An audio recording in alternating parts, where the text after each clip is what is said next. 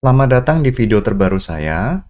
Video ini merupakan bagian dari video series yang berdiskusi soal berbagai topik seputar teknologi blockchain dan aset kripto. Video ini diproduksi atas kerjasama dengan Akademi Kripto. Nah, sebelum kita masuk ke materi, kita akan baca dulu halaman disclaimer. Berbagai informasi yang disampaikan dalam video ini bukan merupakan ajakan untuk menjual atau membeli instrumen apapun, melainkan untuk tujuan edukasi semata. Termasuk ketika ada penyebutan nama produk, nama merek, nama aset, itu bukan berarti endorsement terhadap produk, merek, atau aset tersebut. Nah, materi apa yang akan kita bahas kali ini? Cello. Apa itu cello?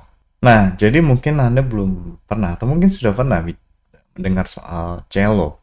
Jadi, pembuatan cello atau apa ya, eh, pengembangan cello, sistem cello itu berangkat dari tidak semua orang yang punya akses ke layanan finansial atau layanan keuangan.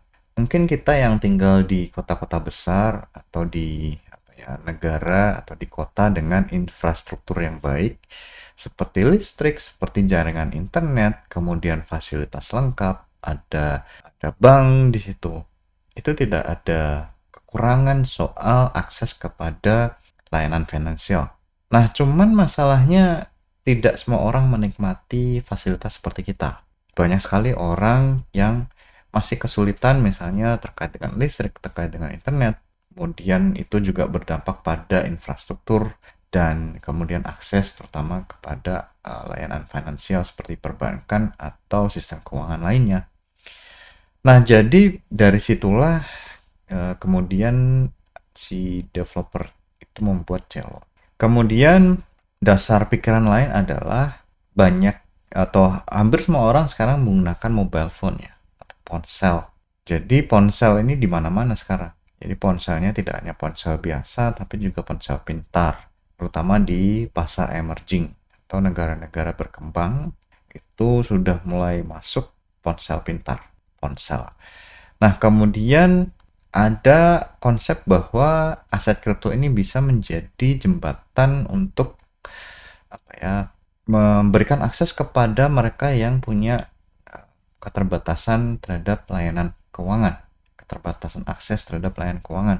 Jadi, yang jadi fokus oleh Cello adalah usability dari aset kripto. Kemudian, karena tadi konsepnya adalah banyak sekali orang punya mobile phone tapi tidak punya akses ke perbankan. Nah, jadi dibuatlah sebuah sistem Cello ini sistem keuangan gitu ya, atau jembatan terhadap sistem keuangan yang global kemudian mobile first. Artinya bisa diakses dengan ponsel pintar. Nah, Cello sendiri adalah tidak sekadar token tapi juga layer 1. Kemudian fokusnya usability mobile usability. Kemudian open source, decentralized, dan yang menarik adalah kompatibel dengan EVM atau Ethereum Virtual Machine. Kemudian token native-nya namanya Cello atau aset native ya namanya Cello. Kemudian si Cello ini punya stablecoin. Nah, ini produk utamanya stablecoin, ada Cello USD atau Cello dolar, Cello euro, Cello real. Jadi stablecoin ini tidak hanya untuk DeFi tapi juga dipakai untuk payment sehari-hari ya. Visi dan misi dari Cello memang unik. Jadi dia tugas atau bertujuan untuk membangun sistem keuangan yang menciptakan kondisi untuk kesejahteraan bagi semua orang gitu ya. Ini visi dari Cello. Kemudian menggunakan mobile phones, fasilitasnya dipakai atau dibangun dengan menggunakan mobile phone plus aset kripto atau blockchain ya. Nah, dia mendukung peer-to-peer payment tanpa ada campur tangan perbankan. Jadi pembayaran bisa menggunakan Cello tadi stablecoin. Kemudian mempromosikan sustainability dan inclusion menggunakan blockchain. Jadi blockchain ini kalau di Cello fokusnya ada sustainability, kemudian inclusion. Karena dia mentargetkan negara-negara atau daerah-daerah yang masih belum terjangkau sistem keuangan tradisional misalnya perbankan. Nah, jadi desainnya adalah mobile first. Jadi dia punya klien yang mobile, yang lightweight. Jadi kalau lightweight bisa diakses atau bisa dijalankan di aplikasi mobile atau di ponsel gitu. Jadi mudah dijalankan di dalam smartphone. Kemudian ada nomor telepon. Jadi nomor telepon ini akan di map ke wallet address. Jadi mapping seperti itu. Karena nomor telepon itu kan unik ya. Jadi bisa di map ke alamat wallet. Nah, jadi kalau mau mengirim pembayaran atau mengirim aset dalam Celo itu bisa sangat mudah, misalnya seperti mengirim message, text message. Kemudian dia menggunakan data yang penggunaan datanya kecil ya. Jadi kalau negara wilayah-wilayah yang bandwidthnya kecil itu juga harus bisa difasilitasi dengan mobile tadi. Bisa menggunakan offline transaction menggunakan SMS relay. Jadi SMS relay sebenarnya bukan hal baru. Jadi dulu ada engineer yang menggunakan SMS relay ini untuk membuat transaksi di Bitcoin. Nah, itu bisa dilakukan asal si relayer ini akan nanti mempublikasikan ke blockchain. Nah, fitur utama dari Celo apa? Pertama, proof of stake consensus. Jadi fokusnya harus energi efisien. Kemudian harus cepat. Jadi konfirmasinya harus cepat, makanya harus punya fast finality. Kemudian governance-nya on-chain. Jadi berbasis komunitas, bisa voting ketika ada upgrade. Kemudian stablecoin itu akan didukung secara native, tidak seperti di Ethereum misalnya USDT atau USDC itu kan third party, yang menerbitkan bukan Ethereum Foundation, tapi yang menerbitkan ya Tether atau Circle. Nah, tapi kalau yang Celo itu stablecoin-nya diterbitkan oleh si Celo sendiri. Nah, token Celo seperti apa? Kalau Celo-nya sendiri bisa dipakai untuk governance dan staking. Nah, jadi terkait dengan konsensus menggunakan Celo, kemudian governance juga bisa. Sementara penggunaannya atau aplikasinya itu ada CUSD, ada C-Euro, kemudian C-Real. Ini algorithmic stablecoin. Nah, ini harus hati-hati kalau kita bicara soal algoritmik ya. Value di backing oleh crypto reserve. Nanti kalau misalnya algoritmik kan resikonya seperti Luna, Terra Luna ya. Bisa dipakai untuk daily spending dan saving. Kemudian user bisa pindah di antar mata uang ini dengan menggunakan wallet saja. Konsepnya seperti itu. Nah, ekosistem Celo itu apa saja? Pertama, Valora namanya. Jadi ini adalah mobile walletnya, aplikasi mobile wallet yang user friendly dan UX-nya simple. Jadi kan targetnya adalah mereka yang tinggal di wilayah dalam tanda petik terbelakang, artinya belum punya akses terhadap infrastruktur standar seperti listrik, seperti ya mungkin listrik ada tapi mungkin tidak 24 jam. Kemudian ada internet tapi mungkin low bandwidth ya. Bahkan kalau yang tadi kita bicarakan, bahkan akses terhadap layanan finansial juga belum ada gitu kan. Kemudian tapi fokusnya mereka harus punya mobile phone. Kalau tidak punya handphone juga tidak bisa mengakses atau menginstal Valora. Kemudian ada namanya Mento. Ini adalah protokol algorithmic stablecoin-nya. Ini yang menjalankan protokol di mana si Celo stablecoin ini harus di-peg ke US dollar atau yang lain, atau euro atau real. Kemudian ada project DeFi-nya, Uniswap, Mula, Resource, gitu kan. Kemudian ada aplikasi yang berbasis social impact seperti Impact Market.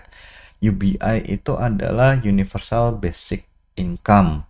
Kemudian ada Kotani Pay, ini untuk pembayarannya. Kemudian ada Iowa juga.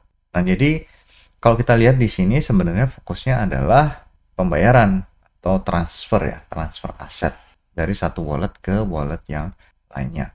Nah, use case-nya seperti apa? Karena Celo ini kan fokusnya ke real world problem ya, artinya use case-nya juga harus kuat. Misalnya di Kenya itu menggunakan Kotani Pay untuk remittance, kemudian pembayaran tentu saja dengan feature phones.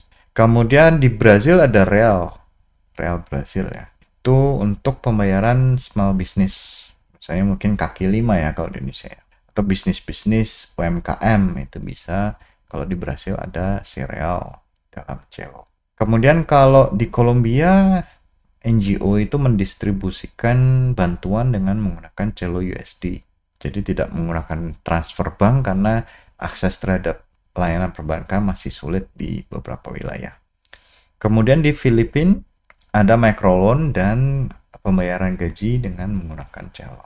Nah, kalau kita lihat secara teknikal itu seperti apa susunannya? Pertama adalah EVM compatible, yang virtual machine-nya masih menggunakan EVM atau kompatibel dengan EVM ya. Jadi smart contract yang ada di Ethereum bisa dijalankan di Cello. Kemudian kalau light client-nya itu menggunakan Plumo Zcash-NAC. Jadi untuk memastikan bisa sinkronisasi secara cepat. Jadi Zcash-NAC ini akan memberikan fasilitas bagi mobile phone tadi supaya sinkronisasinya cepat ya, karena dia akan dipakai di light client atau di mobile phone aplikasi tadi. Kemudian ada bridge ke Ethereum dan Polygon dan lain sebagainya. Jadi kalau mau memindahkan aset dari Ethereum Polygon bisa menggunakan bridge atau cross chain bridge. Kemudian ada identity layer. Nah, ini menarik nih, kalau ada verifikasi nomor telepon, kemudian bisa memastikan misalnya usia atau identitas pribadi atau decentralized ID yang ada di dalam blockchain, itu menarik. Nah, bagaimana dengan governance dan community di dalam Cello? Yang tadi kan kita sudah bicara soal penggunaan Cello tidak hanya untuk staking atau konsensus tapi juga untuk governance ya kan. Nah, jadi kalau kita holding Cello, kita bisa melakukan voting untuk mengambil keputusan terhadap biasanya proposal ya, dimulai dari proposal. Misalnya menambahkan stablecoin baru atau menyesuaikan fee. Kemudian ada pembiayaan berbasis komunitas untuk memastikan ada dukungan kepada para pengembang. Kemudian kalau misalnya ada project-project yang misalnya bermanfaat bagi komunitas Cello, itu bisa didanai di situ. Kemudian ada Cello Foundation dan Climate Collective. Nah, jadi si Cello tadi kan fokusnya adalah social impact gitu ya. Tidak hanya social impact tapi juga hijau gitu ya, atau sustainable. Dia karbon negatif dengan cara menanam pohon gitu ya, atau bermitra dengan project-project yang menanam pohon. Jadi dengan adanya pohon dia bisa mengurangi atau menghilangkan sequestering CO2 dari udara dimasukkan ke tanah. Kemudian ada sustainability bonus untuk validator reward gitu kan. Kemudian green focus DeFi. Jadi kalau misalnya ada produk-produk berbasis hijau atau sustainable itu didorong ya di dalam ekosistem Cello. Tantangan bagi Cello ya kompetisi misalnya, karena Cello ini kan tidak seterkenal Solana atau Ethereum atau Bitcoin, jadi masih harus ada promosi atau marketing yang lebih besar. Kemudian regulasi terhadap stablecoin ini memang masih berkembang ya, masih belum stabil. Kemudian karena dia tujuannya adalah mobile first, artinya ya karena dia targetnya retail atau khususnya orang-orang yang tinggal di wilayah pedalaman, jadi kalau adopsi enterprise memang agak kesulitan. Kemudian usability-nya masih tergantung pada infrastruktur lokal, jadi tidak bisa ya, masih terbatas ya, meskipun sudah mencoba untuk menangani permasalahan misalnya keterbatasan bandwidth, tapi juga kalau tidak ada bandwidth seperti apa. Summary atau kesimpulan, tadi kita sudah bicara soal Cello, beberapa fitur unik misalnya untuk mobile, jadi fokusnya adalah mobile, tidak hanya desktop. Kemudian juga fokus untuk menyelesaikan persoalan real world, terutama di daerah-daerah yang masih terbelakang atau masih belum berkembang. Kemudian fokusnya adalah usability, sustainability, dan inclusion. Kemudian visi dan misinya ada memberikan dukungan layanan finansial kepada orang-orang yang belum punya dengan cara atau dengan memanfaatkan aset kripto dan mobile phone. Nah, sampai di sini video kita kali ini. Sampai jumpa di video berikutnya. Terima kasih.